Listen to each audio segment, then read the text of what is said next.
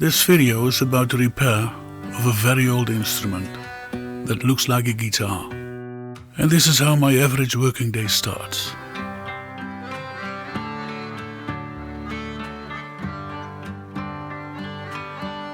This is our cat. She never comes home at night.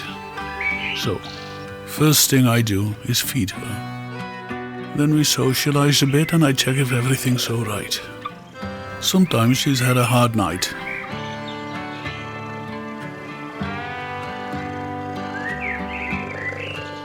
Then it's my turn to have breakfast, and I enjoy the magic and wonders in the garden. A very important part of my daily routine is my morning gymnastics.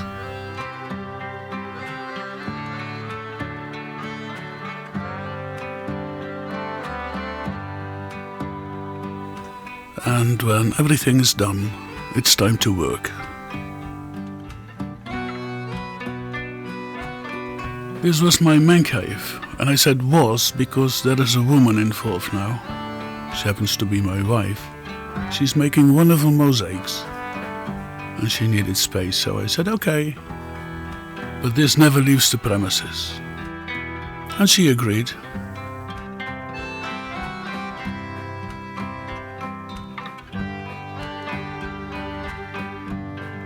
And this is the old instrument I have to repair. Just make it playable. Long time ago it was built by a violin maker called Gerard Balsers. And he made this for his daughter, who is the mother of a friend of us. And the friend is his granddaughter, who has a daughter, which is his grand-granddaughter, who has a son, which I think is his grand-grand-grandson. Or his great-great-grandson. Anyhow, I fixed this for him. He's a talented 17-year-old guitar player. And I don't think he's going to play this instrument very often. It's more a sentimental thing. When I was 17 years of age, I met this violin maker, who was also a violin teacher.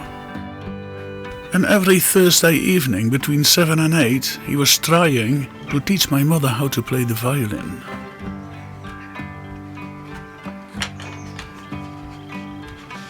My mother was not able to play in tune. My mother was not able to play in time. My mother had no idea or no feeling about rhythm or melody. Every Thursday between 7 and 8, they both went upstairs to the workshop of my father. After a few weeks, we all flee from the house because we couldn't bear it anymore. My father had a workshop in the garden, and that's where he went, and we were just outside in the street. Our house had wooden floors and it was very noisy, so we heard everything what's happening upstairs, and we heard 1, 2, 3, 1, 2, 3, and then my mother was going on a wonderful violin. And then he was stamping his feet and he said, "Please listen!" And for us that was horrible. And for him too, I think. There was no progress at all. We lived on the outside of the village. Between our house and the meadows there was some wasteland. A wonderful place to grow up. There were a lot of children playing in the streets. And we were called the baby boomers later. And in the summer, when it was too hot, she opened all the windows upstairs to get some draft. And then she started playing, and the streets were empty too. We all flee to another neighborhood. I think the violin adventure lasted for 1 year. After a year, she asked me to tune her violin. My father wasn't available then.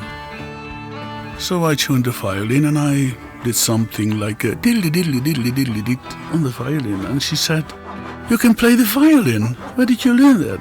And I said, "No, Mama, I can't play the violin."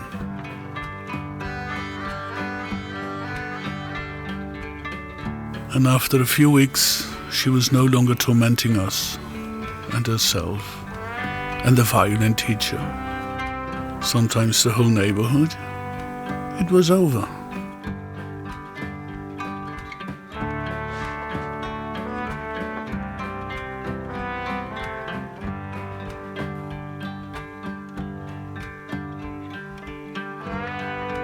there was always music in our family.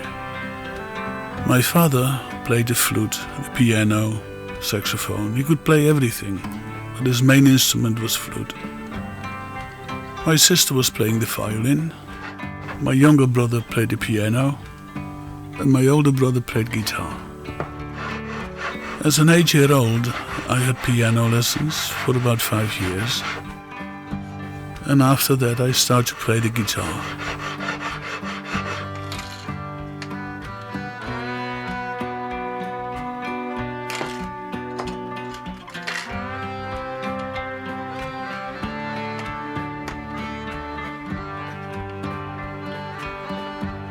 I played the classical guitar, and I loved the instrument so much that I started building them.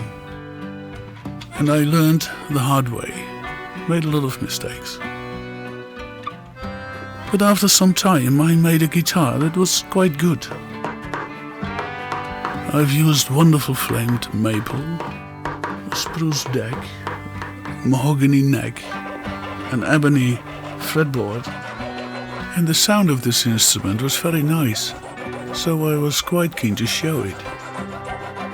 And then I thought, I'm going to visit the violin maker to hear what he has to say about the instrument.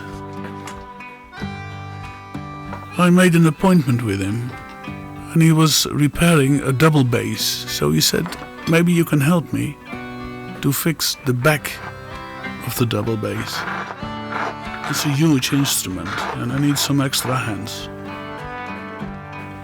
And I said, okay, I will help you with the double bass. And I bring my guitar and I'm curious what you think about it.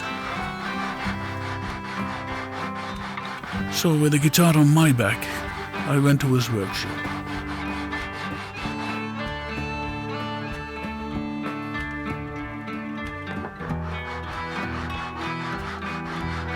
I opened the guitar case and I took out my wonderful maple guitar. His first reaction was, what a wonderful wood you have used. Beautiful. And what a terrible shame you've used it on a thing like this. This is not how you build a guitar. He said, this is how you build a guitar. And then he showed me an instrument similar, like this. And I asked, isn't this what they made in 1700? And he said, yes, and that's the way you have to build a guitar. I told him about Antonio de Torres, about his approach to the modern classical guitar, and that I build my guitars according to this method. He said, guitars like this you can buy in any music store. He said, this is something special. And he showed me the 17th century guitar. The funny thing is, now I have it here in my workshop. I'm just as old as he was back then. And by touching it, a lot of memories are bubbling up.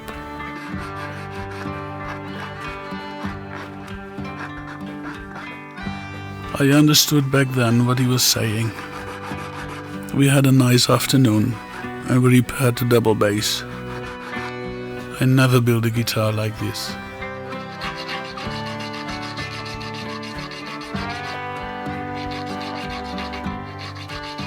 And now I'm an old man, probably just as stubborn as he was.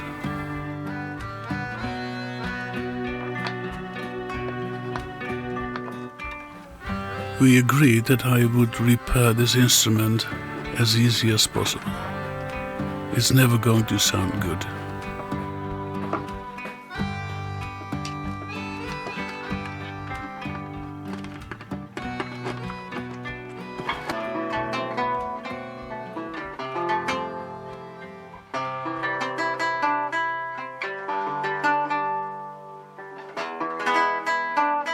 It sounds better than I thought.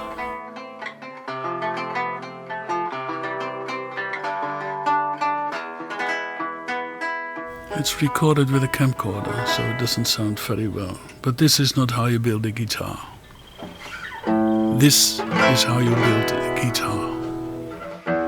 and I'm entitled to say so.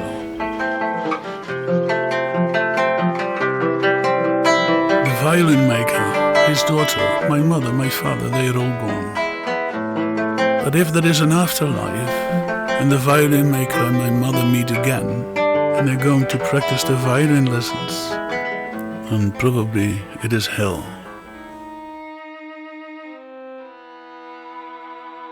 And this is for my mother.